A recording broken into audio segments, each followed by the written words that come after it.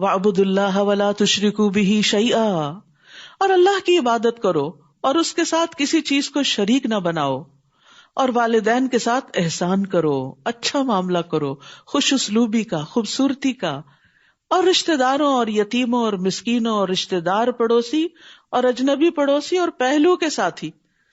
پڑوسیوں کا تو سب کو پتا ہے، نیبرز، اور خصوصاً اس کا حق زیادہ ہے جو نیبر بھی ہو اور رشتہ دار بھی ہو، اس کے 2 پوائنٹس ہو جاتے ہیں۔ ان کے ساتھ احسان کا معاملہ کرو، اور جو ساتھ بیٹھا ہو کہیں بھی، چاہے کسی بس میں، جہاز میں، کلاس میں، کلینک پہ، کہیں بھی جو ساتھ بیٹھتے ہیں لوگ، ان کا بھی حق ہوتا ہے۔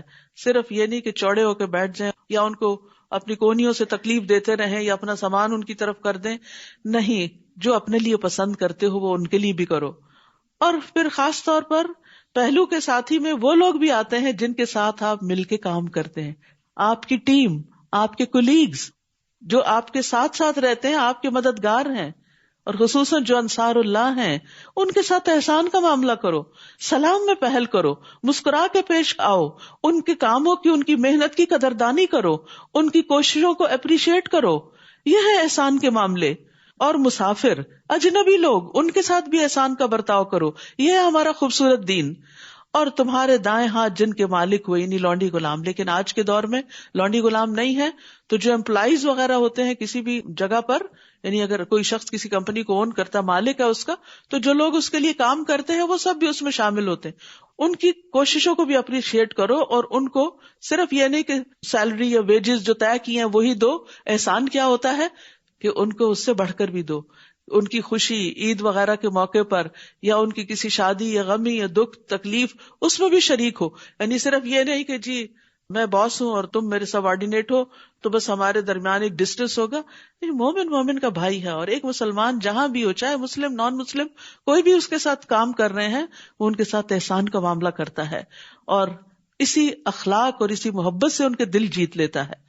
تو یہ اللہ سبحانہ وتعالیٰ کا حکم ہے۔ اللہ نے اپنا حق صرف ایک بتایا کہ اللہ کی عبادت کرو، اس کے بعد سارے بندوں کے حقوق بتائے کہ کس کس کے ساتھ تم خوبصورت رویہ اختیار کرو۔ بے شک اللہ کسی خود پسند، بہت فخر کرنے والے کو پسند نہیں کرتا، یعنی اللہ سبحانہ وتعالیٰ ایسے لوگوں کو پسند نہیں کرتا جو سب کچھ اپنے آپ کو ہی سمجھے، یعنی صرف ان کو اپنے ہی حق کا پتا ہو، اور اگر ان کو کچھ خوبیاں دوسروں کے مقابلے میں یا مال و دولت زیادہ ملا ہے تو وہ اکڑنا شروع کر دیں اور دوسروں کو انسان ہی نہ سمجھے۔ نہیں، دوسروں کے ساتھ احسان کا معاملہ کریں، چاہے گھر کے اندر ہو چاہے گھر کے باہر ہو۔ کون ہے یہ فخر کرنے والے؟ وہ جو بخل کرتے ہیں، یعنی سلام نہ کرنا یہ بھی بخل ہے، اسمائل نہ کرنا یہ بھی بخل ہے، یہ بھی دل کی تنگی ہے، اور لوگوں کو بخل کرنے کا حکم دیتے ہیں، یعنی اوروں کو بھی برے اخلاق سکھاتے ہیں۔ یا پھر مال کا بخل جو سب سے پہلے آتا ہے کہ خود خرچ نہیں کرتے، اور اگر کوئی اور کر رہا ہو تو اس کو بھی روکتے ہیں، اور اللہ نے جو کچھ اپنے فضل سے عطا کیا ہے اسے چھپاتے ہیں، اور ہم نے کافروں کے لیے رسوا کن عذاب تیار کر رکھا ہے۔ کس لیے چھپاتے ہیں؟ کہ کوئی مانگ نہ بیٹھے، کوئی نظر نہ رکھے کہ ہمیں بھی کچھ نعمتوں میں سے حصہ دو، خاص طور پر رشتہ دار۔ تو بخل کا تعلق مالی اور قولی دونوں حقوق کے ساتھ ہے۔ تو تھوڑ دل انسان کی قرآن مجید میں مذمت کی گئی ہے، یعنی جو دل کا چھوٹا ہو، جس کا دل گھٹا ہوا ہو، اور جو چھوٹی سی تکلیف پہ گھبرا اٹھے، اور جب مال ملے تو بخیل بن جائے۔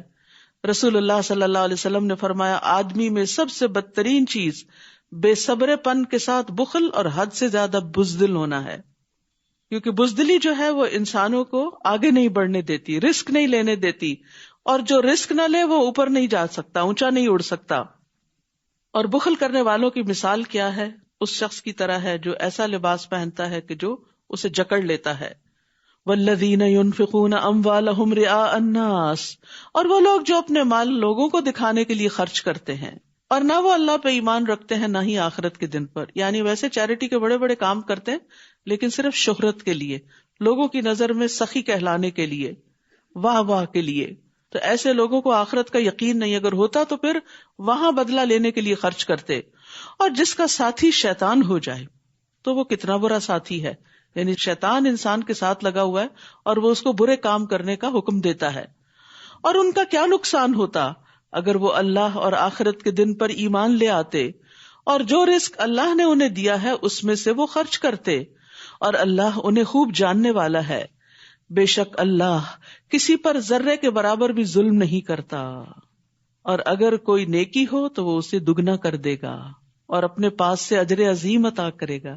یہ ہے اللہ کا فضل، یہ اللہ کی رحمت کہ گناہ کرتا ہے اگر کوئی انسان تو بس ایک گناہ کے بدلے ایک گناہ ہی لکھا جاتا ہے، لیکن اگر کوئی ایک نیکی کرتا ہے تو اس کے بدلے 10 نیکیاں لکھی جاتی ہیں، اور 10 نہیں ان کو بھی مزید بڑھایا جاتا ہے۔ کچھ نیکیوں کا اجر 700 گنا، جیسے فی سبیل اللہ مال خرچ کرنے کا اجر، اسی طرح کچھ نیکیوں کا اجر 7,000 اور لاکھ گنا بھی ہے۔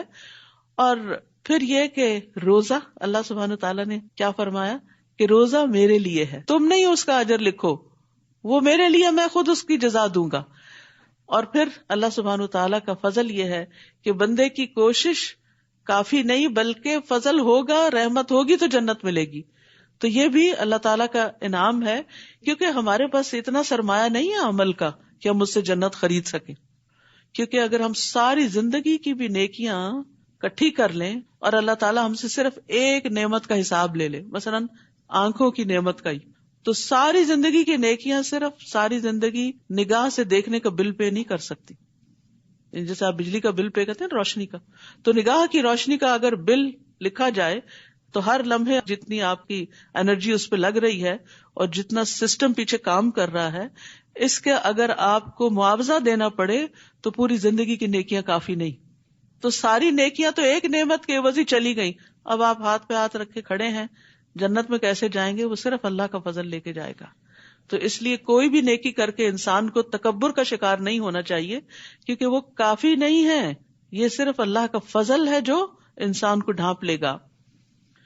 پھر کیا حال ہوگا جب ہم ہر امت میں سے ایک گواہ لائیں گے اور ہم آپ کو اے محمد صلی اللہ علیہ وسلم ان سب پر گواہ بنا لائیں گے، یعنی آپ کو پچھلی قوموں کے بارے میں، پچھلے پیغمبروں کے بارے میں جو تعلیمات دی گئی اس کی بنا پر آپ ان پیغمبروں کی تصدیق کریں گے۔ اس روز وہ لوگ جنہوں نے کفر کیا اور رسول کی نافرمانی کی، رسول کی نافرمانی، یاد رکھیے یہاں اللہ کی نافرمانی کی بات نہیں ہو رہی، وَعَصَبُ الرَّسُولِ کی بات ہو رہی ہے۔ تو بعض اوقات ہم کہتے ہیں یہ کون سا قرآن میں لکھا ہوا ہے؟ نہیں، رسول اللہ صلی اللہ علیہ وسلم بھی جن باتوں کا حکم دیتے ہیں ان کو بھی سیریسلی لینا چاہیے اور ان کی نافرمانی نہیں کرنی چاہیے۔ وہ کیا چاہیں گے کرنے والے؟ کاش زمین ان پہ برابر کر دی جائے، یعنی وہ اتنے شرمندہ ہوں گے کہ وہ چاہیں گے کہ زمین پھٹے اور اس میں دبا دیے جائیں، اور وہ اللہ سے کوئی بات چھپا نہ سکیں گے۔ حقیقت یہ ہے کہ جو اللہ اور اس کے رسول کی نافرمانی کرتا ہے وہ واضح گمراہی میں مبتلا ہو جاتا ہے۔ وَمَن يَعْصِ اللَّهَ وَرَسُولَهُ فَقَدْ ضَلَّ ضَلَالًا مُبِينًا۔ پھر فرمایا یا ایھا الذین آمنوا لا تقربوا الصلاۃ وانتم سکارى حتی تعلموا ما تقولون۔ اے لوگو جو ایمان لائے ہو، جب تم نشے کی حالت میں ہو تو نماز کے قریب نہ جاؤ یہاں تک کہ تم جان لو جو تم کہتے ہو۔ اسی لیے شدید نیند کی حالت میں بھی نماز نہیں پڑھنی چاہیے، کیونکہ انسان کے منہ سے کچھ نکلنے لگتا ہے۔ اور نہ ہی حالت جنابت میں نماز پڑھو، ناپاکی کی حالت میں، بڑی ناپاکی کی طرف اشارہ ہے۔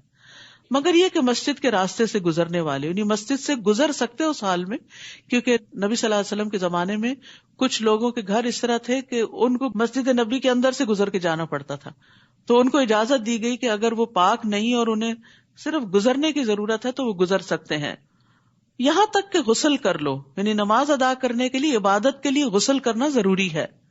اور اگر تم بیمار ہو یا سفر پر ہو یا تم میں سے کوئی ایک قضائے حاجت سے آئے یا تم نے عورتوں کو چھوا ہو یعنی صحبت کی ہو، پھر تم پانی نہ پاؤ، یعنی غسل جنابت لازم ہے، وضو کی ضرورت ہے، نماز کا وقت آ گیا ہے، پانی کوئی نہیں، اب کیسے نہائیں؟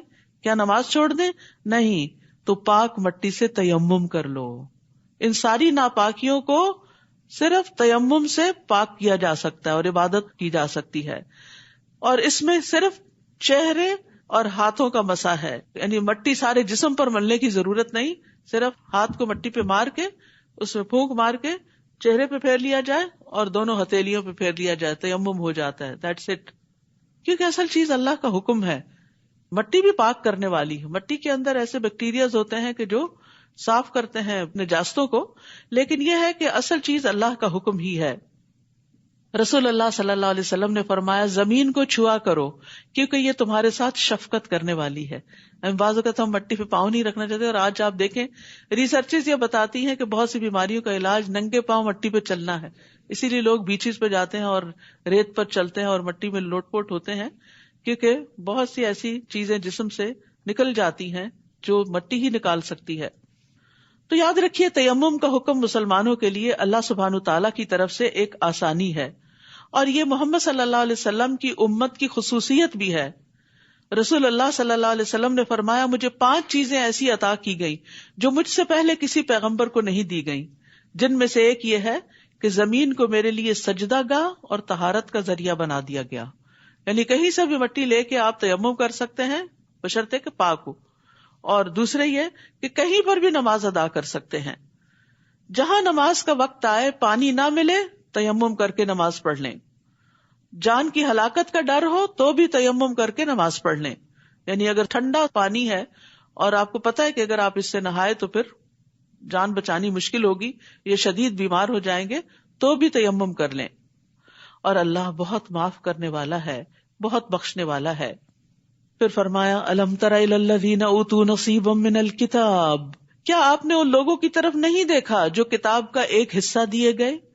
وہ گمراہی خریدتے ہیں اور چاہتے ہیں کہ تم بھی سیدھے راستے سے بھٹک جاؤ، اور اللہ تمہارے دشمنوں کو خوب جانتا ہے، اور کافی ہے اللہ دوست، اور کافی ہے اللہ مددگار.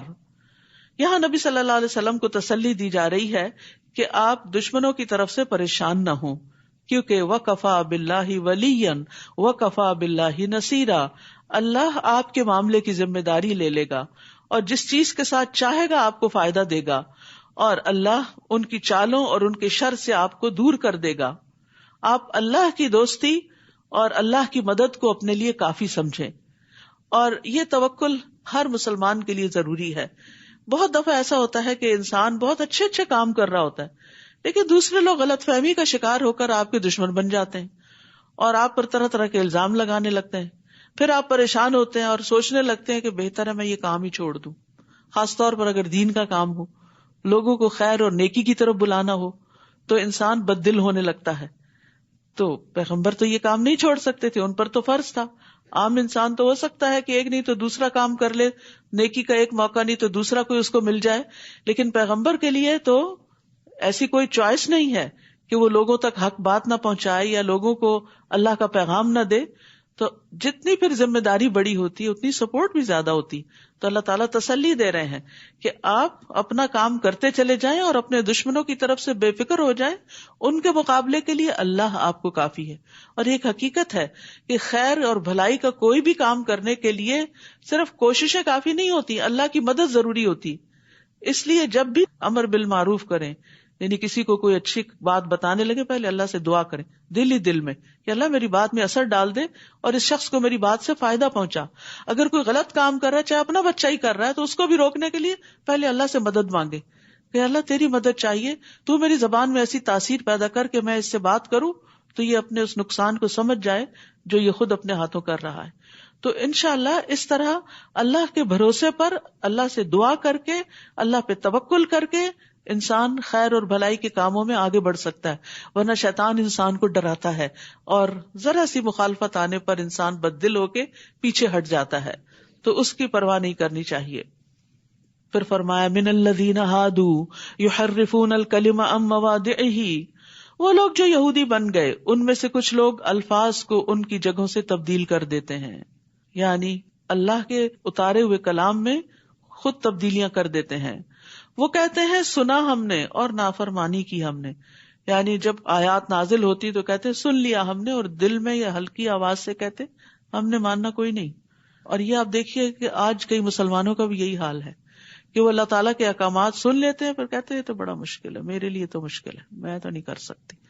چاہے زبان سے کہیں یا دل سے کہیں، نہیں، کوئی حکم جو مشکل لگے تو کہا کرے اللہ میں نے سن لیا، میں اطاعت کروں گی تو مجھے مدد دے گا تیری توفیق سے، یا اللہ میرے لیے آسان کر دے. کم از کم منیمم اچھے کام کی نیت ضرور کر لے، باقی تو پھر اللہ کی دی ہوئی توفیق سے ہی ہوتا ہے.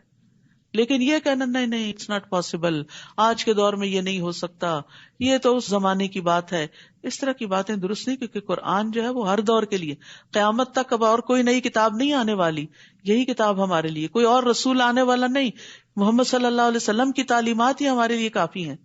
اس دور میں بھی کچھ چیزیں مشکل تھیں اور کچھ آسان تھیں، آج کے دور کی اپنی مشکلات ہیں، کچھ چیزیں آسان ہیں کچھ مشکل ہیں، تو زندگی میں صرف آسانیاں ہی تو نہیں ہوتی، لیکن اللہ تعالیٰ کا وعدہ ہے ان مع العسر یسرا، تنگی کے ساتھ آسانی بھی ہوتی ہے، اس لیے سمعنا و اطعنا، یہ کس نے کہا تھا؟ سورۃ البقرہ کا آخر یاد کرے، صحابہ کرام نے سمعنا و اطعنا، لیکن منافقین کیا کہتے ہیں؟ سمعنا و عصینا، اور سنو مگر تم نہ سنوائے جاؤ، یہ بھی ایک بددعائیہ انداز میں بات کرتے تھے وہ، اور دین میں عیب لگانے کے لیے اپنی زبانوں کو موڑتے ہوئے رائے نہ کہتے ہیں، اور اگر وہ اس کی بجائے کہتے سنا ہم نے اور اطاعت کی ہم نے، اور سنیے اور ہماری طرف نظر کیجیے، تو یقیناً یہ ان کے لیے بہتر اور زیادہ درست ہوتا، لیکن ان کے کفر کی وجہ سے اللہ نے ان پر لعنت کی، لہٰذا وہ بہت کم ہی ایمان لاتے ہیں۔ اے لوگو جو کتاب دیے گئے ہو اس پر ایمان لاؤ جو ہم نے نازل کیا، جو تصدیق کرنے والا ہے اس کتاب کی جو تمہارے پاس ہے، اس سے پہلے کہ ہم چہروں کو مٹا دیں پھر ہم انہیں ان کی پشتوں پر پھیر دیں، پیچھے کی طرف، یا ہم ان پر اسی طرح لعنت کریں جس طرح ہم نے سبت والوں پر لعنت کی، اور اللہ کا حکم نافذ ہو کر رہنے والا ہے۔ انسان کو نیکی کے کام میں جلدی کرنی چاہیے، نہیں پتا کہ وقت کیسا آ جائے اور یہ سارے مواقع ختم ہو جائیں۔ ان اللہ لا یغفر ان یشرک بہ ویغفر ما دون ذلک لمن یشاء، یقیناً اللہ نہیں بخشے گا کہ اس کے ساتھ شرک کیا جائے۔ مومن کو سب سے زیادہ سینسٹیو جس معاملے میں ہونا چاہیے وہ شرک کا معاملہ ہے، کوئی ایسی چیز جو شرک کی طرف بھی لے جاتی ہے اس سے بھی بچنا چاہیے، اور اس کے لیے علم حاصل کرنا چاہیے کہ کیا کیا چیزیں انسان کو شرک میں مبتلا کر دیتی ہیں، کون سی سوچ، کون سا بول، کون سا فعل۔ فَاعْلَمْ أَنَّهُ لَا إِلَٰهَ إِلَّا هُوَ، یہ علم حاصل کرو، جان لو کہ اللہ کے سوا کوئی معبود نہیں۔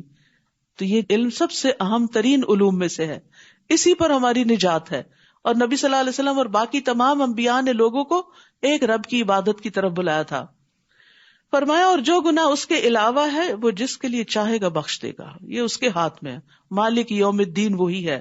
اور جس نے اللہ کے ساتھ شرک کیا تو یقیناً اس نے بہت بڑا گناہ گھڑ لیا۔ کیا آپ نے ان لوگوں کی طرف نہیں دیکھا جو اپنے آپ کو پاک قرار دیتے ہیں، یعنی اپنی تعریفیں کرتے ہیں یا اپنے دوستوں کی، یا اپنے آپ کو ہر عیب سے پاک سمجھتے ہیں، بلکہ اللہ ہی جس کو چاہتا ہے پاک کرتا ہے، اور وہ کھجور کی گٹلی کے دھاگے برابر بھی ظلم نہ کیے جائیں گے۔ کھجور کی گٹلی کے کٹاؤ پہ جو باریک سا دھاگا سفید کلر کا ہوتا ہے وہ اتنا ہلکا ہوتا ہے کہ یوں ہی ہاتھ میں مسلا جائے، اللہ تعالیٰ اتنا بھی ظلم نہیں کرتا کسی پر۔ بہت زبردست طریقے سے مثال دے کے بات سمجھائی گئی۔ تو یاد رکھیے کہ اپنے آپ کو بری ذمہ نہ قرار دیں، اپنے آپ کو معصوم نہ سمجھیں، اپنے آپ کو پاک نہیں سمجھیں، یعنی اگر کسی نیکی کی توفیق ہو گئی یا گناہوں سے بچنے کی توفیق ہو گئی تو کسی خوش فہمی میں مبتلا نہ ہو۔ مومن اپنے نیک اعمال کے بارے میں ڈرتا رہتا ہے۔ یاد رکھیے خود کو بہتر سمجھنے والا شخص دھوکے میں ہوتا ہے، کیونکہ ہمیں نہیں پتا کہ جو اعمال ہم نے کیے ہیں ان کی قبولیت کا کیا درجہ ہے۔ دیکھیے وہ کس طرح اللہ پر جھوٹ گڑتے ہیں، اور اس جھوٹ کا کھلم کھلا گناہ ہونا ہی کافی ہے۔ کیا آپ نے ان لوگوں کی طرف نہیں دیکھا جو کتاب کا ایک حصہ دیے گئے، یعنی اہل کتاب ہیں، تورات اور انجیل ہے پاس، وہ جبت یعنی جادو اور طاغوت یعنی شیطان یا بتوں پر ایمان لاتے ہیں، یعنی انہیں تو اس چیز کا انکار کرنے کا کہا گیا تھا جبکہ وہ اس میں ملوث ہو گئے، اور کفر کرنے والوں کے بارے میں کہتے ہیں، یعنی قریش کے بارے میں، اہل مکہ کے بارے میں کہتے ہیں یہ لوگ ایمان والوں کی نسبت راستے کے اعتبار سے زیادہ ہدایت یافتہ ہیں۔ حالانکہ ہونا کیا چاہیے تھا، وہ کتاب والے تھے اور مسلمان بھی کتاب والے تھے، تو کتاب والوں کو کتاب والوں کا ساتھ دینا چاہیے تھا، تو اس کی بجائے انہوں نے مشرکین کا ساتھ دیا۔ تو یاد رکھیے کہ پچھلی قومیں بھی کتاب ہونے کے باوجود جادو اور خرافات اور شیطانی عمل کے پیچھے لگ گئی، اور آج بھی مسلمانوں کے اندر یہ خرابیاں پائی جاتی، اچھے بھلے سمجھدار لوگ ان چیزوں کے پیچھے چل پڑتے ہیں۔ تو اس سے بچنے کی ضرورت ہے کیونکہ یہ بھی کبیرہ گناہوں میں سے ہے۔ اولئک الذین لعنہم اللہ، یہی وہ لوگ ہیں جن پر اللہ نے لعنت کی. یاد رکھیے جادو کے ذریعے مسائل حل کریں گے تو الٹے مسائل میں پھنسیں گے کیونکہ اللہ کی رحمت سے دور ہوں گے.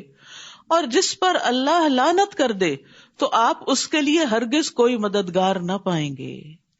اس کی مدد پھر کون کرے گا؟ اس کا مسئلہ کون حل کرے گا؟ وہ تو مسائل کو بڑھانے کی دعوت ہے. یا ان کے لیے بادشاہت میں سے کوئی حصہ ہے، تب تو یہ لوگوں کو کھجور کی گٹلی میں سوراخ کے برابر بھی کچھ نہ دیں گے. یا وہ لوگوں سے حسد کرتے ہیں، یعنی مسلمانوں سے، اہل کتاب، اس وجہ سے جو اللہ نے انہیں اپنے فضل سے عطا کیا. کوئی شک نہیں ہم نے آل ابراہیم کو کتاب و حکمت دی اور ہم نے انہیں بہت بڑی بادشاہت عطا کی، یعنی بنی اسرائیل کو. تو اب ان میں سے کوئی اس نبی پر ایمان لایا ہے اور کوئی اس سے رک گیا ہے، یعنی ایمان نہیں لایا، اور ایسے لوگوں کے لیے بھڑکتی ہوئی جہنم ہی کافی ہے. یعنی نبی کا نقصان کچھ نہیں، انہی کا نقصان ہوگا جو انکار کریں گے. بے شک وہ لوگ جنہوں نے ہماری آیات کا انکار کیا، ان قریب ہم انہیں آگ میں جلائیں گے. استغفر اللہ. جب بھی ان کی کھالیں پک جائیں گی ہم انہیں دوسری کھالوں سے بدل دیں گے تاکہ وہ چکھیں عذاب کو. بے شک اللہ بہت زبردست، بہت حکمت والا ہے. جہنم میں جہنمی کے جسم کی کھال 70 بالشت چوڑی ہو جائے گی. اتنی موٹی کھال ہوگی جو جلے گی، اور وہ اتنا موٹا ہو جائے گا، اتنا بڑا ہو جائے گا کہ کان کی لو سے کندھے تک کا فاصلہ 700 سال کے برابر، ایک ڈاڑھ احد پہاڑ کے برابر. یہ ان کا حال ہو جائے گا وہاں پھول پھول کے آگ سے. موٹاپا تو بذات خود ہی ایک عذاب ہوتا ہے، اور کہاں یہ کہ آگ اور اس کے اوپر سے اتنا موٹاپا اور پھر آگ میں جلنا. شرک اور اللہ کی نافرمانی اور کبیرہ گناہوں کا ارتکاب کوئی کھیل نہیں ہے، انسان کے لیے ہلاکت ہے ان چیزوں میں. اس لیے اپنی زندگی میں ہی توبہ کر لینی چاہیے. اور وہ لوگ جو ایمان لائے اور انہوں نے نیک عمل کیے، ہم ان قریب انہیں ایسے باغات میں داخل کریں گے جن کے نیچے سے نہریں بہتی ہیں، وہ ان میں ہمیشہ ہمیشہ رہنے والے ہیں. ان کے لیے ان باغوں میں انتہائی پاکیزہ بیویاں ہیں، اور ہم انہیں گھنے سائے میں داخل کریں گے. یاد رکھیے جہاں بھی جنت کی عورتوں کی بات آئی ہے پاکیزگی کی ساتھ ہی آئی ہے. تو ایک عورت کو پاکیزہ نگاہ ہونا چاہیے، پاکیزہ گفتگو کرنی چاہیے، اپنی عزت و عصمت میں پاکیزگی اختیار کرنی چاہیے، حرام چیزوں سے بچنا چاہیے. ان اللہ یأمرکم ان تؤدوا الامانات الی اہلہا، بے شک اللہ تمہیں حکم دیتا ہے کہ تم امانتیں ان کے اہل کے سپرد کرو، اور جب تم لوگوں کے درمیان فیصلہ کرو تو عدل کے ساتھ فیصلہ کرو. یعنی عہدے اور ذمہ داریاں صرف ان کو دو جو نبھانے کے اہل ہوں، اور اگر ان میں کوئی کانفلکٹ ہو جائے تو کسی ایک کے ساتھ فیوریٹزم نہیں کرنا، انصاف سے فیصلہ کرنا ہے. بے شک یہ بہت ہی عمدہ نصیحت ہے جو اللہ تمہیں کر رہا ہے. اس سے جماعتیں اور آرگنائزیشنز اور قومیں اور ملک آگے بڑھتے ہیں جب لوگوں کے درمیان انصاف ہوتا ہے، جسٹس ہوتا ہے. بے شک اللہ خوب سننے والا، خوب دیکھنے والا ہے. اے لوگو جو ایمان لائے ہو، اطاعت کرو اللہ کی اور اطاعت کرو رسول کی، اور ان کی جو تم میں سے اولو الامر یعنی صاحب اختیار ہیں، تمہارے ذمہ دار ہیں، تمہارے امیر مقرر کیے گئے ہیں. پھر اگر تمہارے مابین کسی چیز میں اختلاف ہو جائے تو اسے اللہ اور رسول کی طرف پھیر دو، اولو الامر کی طرف نہیں. اتحاد اللہ رسول کی بات پر ہی ہو سکتا ہے، ورنہ ایک اپنی شخصیت کی طرف لے جائے گا تو دوسرا اپنے کسی بزرگ کی طرف معاملے کو لے جائے گا اور جھگڑے بڑھیں گے، جیسا کہ ہو رہا ہے شخصیت پرستی کے نتیجے میں. اگر تم اللہ اور یوم آخرت پر ایمان رکھتے ہو یہ بہتر ہے اور انجام کے اعتبار سے زیادہ اچھا بھی ہے. تو عمومی ہدایت کیا ہے کہ اختلاف کی صورت میں فیصلہ اللہ اور رسول کی طرف لے جاؤ کہ وہ کیا حکم دیتے ہیں. اور یہاں حکمرانوں کی اطاعت کی اہمیت بھی پتہ چلتی ہے، لیکن ان کی اطاعت اللہ کی اطاعت کے مطابق ہی ہوگی، اللہ کی نافرمانی میں نہیں. اگر وہ گناہ کا حکم دیں تو ان کی بات نہیں مانی جائے گی.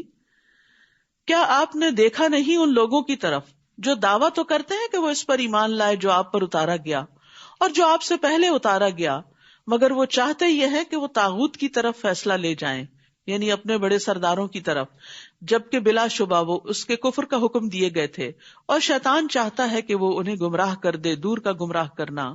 اور جب ان سے کہا جاتا ہے کہ آؤ تم اس کی طرف جو اللہ نے نازل کیا اور آؤ رسول کی طرف، تو آپ منافقوں کو دیکھتے ہیں کہ وہ آپ سے رک ہی جاتے ہیں، وہ آپ سے فیصلہ نہیں لینا چاہتے. پھر کیا ہوتا ہے جب انہیں ان کے ہاتھوں کی کمائی کی وجہ سے کوئی مصیبت پہنچتی ہے، پھر وہ آپ کے پاس اللہ کی قسمیں کھاتے ہوئے آ جاتے ہیں کہ ہم نے تو صرف احسان اور موافقت کا ارادہ کیا تھا. تو یاد رکھیے گناہ مصیبتوں کا باعث بنتے ہیں. دوسری جگہ بھی آتا ہے وما اصابکم من مصیبت فبما کسبت ایدیکم ویعفو عن کثیر، اور تمہیں جو بھی مصیبت پہنچی تو وہ اس وجہ سے ہے جو تمہارے ہاتھوں نے کمایا، تمہاری اپنی غلطیاں ہیں، اور وہ بہت سی چیزوں سے درگزر کر جاتا ہے.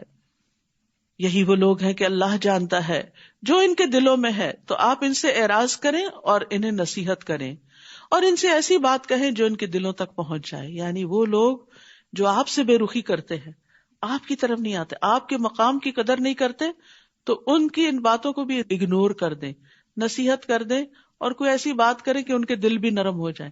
یہ ہے پیغمبرانہ اخلاق، اور اسی اخلاق کی ہمیں بھی پیروی کرنی چاہیے کہ اپنے مخالفین یا ایسے لوگ جو عزت نہ کریں، قدر نہ کریں، تو ان کے ساتھ بھی احسان کا معاملہ کرتے رہیں.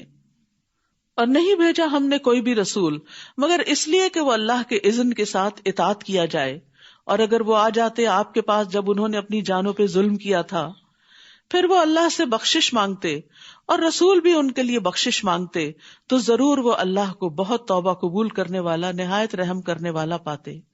تو یاد رکھیے گناہ انسان کے لیے مصیبتوں کا باعث بنتے ہیں، رزق سے محروم کر دیتے ہیں، بعض اوقات صحت کے مسائل سے دوچار کر دیتے ہیں. تو ان سارے مسائل سے نکلنے کا راستہ استغفار ہے، اللہ سے خوب خوب معافی مانگنا ہے. اور ایک کارڈ بھی یہاں پر ہے جس میں ہم نے کوشش کی کہ جو دعائیں استغفار کی قرآن مجید میں ہیں یا نبی صلی اللہ علیہ وسلم کی صحیح احادیث سے ثابت ہیں وہ جمع کر دی جائیں. تو جس کسی کا کوئی بھی مسئلہ ہو وہ اگر روزانہ ان دعاؤں کو پڑھنا شروع کر دے اس نیت کے ساتھ کہ اللہ جو بھی رکاوٹیں ہیں جس نیک کام میں وہ دور کر دے، تو انشاءاللہ اللہ سبحانہ وتعالیٰ ضرور اس سے نکالے گا، کیونکہ اللہ کا وعدہ ہے یہ. پس نہیں، قسم ہے آپ کے رب کی، وہ مومن نہیں ہو سکتے یہاں تک کہ وہ آپ کو اس معاملے میں منصف بنائیں جس میں ان کے درمیان اختلاف ہوا ہے، پھر وہ اپنے دلوں میں اس فیصلے سے جو آپ نے کیا ہے کوئی تنگی نہ پائیں اور وہ اس کو پوری طرح تسلیم کر لیں. یعنی نبی صلی اللہ علیہ وسلم کے فیصلوں کو ماننا بھی نہایت ضروری ہے، یہ ایمان کا تقاضا ہے. اور اگر بے شک ہم ان پر لکھ دیتے کہ اپنے نفسوں کو قتل کرو یا اپنے گھروں سے نکل جاؤ، یعنی معافی کے لیے، تو چند لوگوں کے سوا وہ ایسا نہ کرتے، اور اگر وہ وہی کرتے جس کی وہ نصیحت کیے جاتے ہیں تو ضرور وہ ان کے لیے بہتر ہوتا اور ثابت قدمی کے اعتبار سے زیادہ اچھا ہوتا. تو یاد رکھیے بندہ جب اپنے علم کے مطابق عمل کرتا ہے تو اللہ سبحانہ تعالیٰ اس کے علم میں بھی اضافہ فرماتے ہیں اور اس کے اندر مزید ثابت قدمی بھی آتی ہے. یعنی ہم کہتے ہیں یا اللہ ہم ابھی تو سن رہے ہیں، ابھی تو عمل کر رہے ہیں، ایسا نہ ہو آئندہ زندگی میں بھٹک جائیں. نہیں، وَاعْتَصِمُوا بِحَبْلِ اللَّهِ جَمِيعًا، اللہ کی رسی قرآن کو مضبوط تھامے رکھو، استغفار کرتے رہو، تو اللہ تعالیٰ ثابت قدمی بھی دے گا، نہیں پھسلو گے انشاءاللہ. اور تب ہم انہیں یقیناً اپنے پاس سے اجر عظیم عطا کرتے اور ہم ضرور انہیں سیدھے رستے کی طرف ہدایت دیتے. اور جو کوئی اللہ اور رسول کی اطاعت کرے تو وہ ایسے لوگوں کے ساتھ ہوں گے جن پر اللہ نے انعام کیا، انبیاء، صدیقین، شہداء اور صالحین میں سے. اور کتنے اچھے ہیں یہ لوگ بطور ساتھی کے. نبی صلی اللہ علیہ وسلم کی خدمت میں ایک صحابی حاضر ہوتے تھے، تو وہ ایک دن کہنے لگے کہ اللہ کے رسول جب آپ کے پاس ہوتا ہوں، آپ کو دیکھتا ہوں تو میرا دل خوش ہوتا ہے، لیکن مجھے یہ ڈر ہے کہ میں بھی فوت ہو جاؤں گا اور آپ بھی، تو پھر مرنے کے بعد آپ کا مقام تو بہت بلند ہوگا، ہم پتہ نہیں کہاں ہوں گے. تو اس پر وہ بہت غمگین ہو گئے کہ مرنے کے بعد آپ کی محبت اور آپ کی صحبت اور آپ کی رفاقت اور آپ کا قرب کیسے حاصل ہوگا. تو اس پر یہ آیت نازل ہوئی کہ جو اللہ اور رسول کی اطاعت کرے گا وہ ان لوگوں کے ساتھ ہوگا. اور حضرت انس کہتے ہیں کہ ہمارے لیے اس سے بڑھ کر خوشی کا کوئی دن نہیں تھا کہ جس دن آپ نے ہمیں یہ بتایا کہ المرء مع من احبہ، انسان اسی کے ساتھ ہوگا جس سے وہ محبت کرتا ہوگا. اگر ہماری محبت رسول اللہ صلی اللہ علیہ وسلم کے ساتھ سچی ہے، ہم آپ کی اطاعت کرتے ہیں، آپ کا اتباع کرتے ہیں، آپ کی سنتوں پر چلتے ہیں، آپ کے ساتھ ہماری ایک عقیدت ہے، تو انشاءاللہ آپ کے نقش قدم پر چلتے چلتے اللہ تعالیٰ قیامت کے دن بھی ساتھ دے گا. اور دو خاص مواقع پر، خاص طور پر جب حوض کوثر سے پانی ملے گا اور دوسرے شفاعت کا موقع. یہ اللہ کی طرف سے فضل ہے اور کافی ہے اللہ بہت علم والا.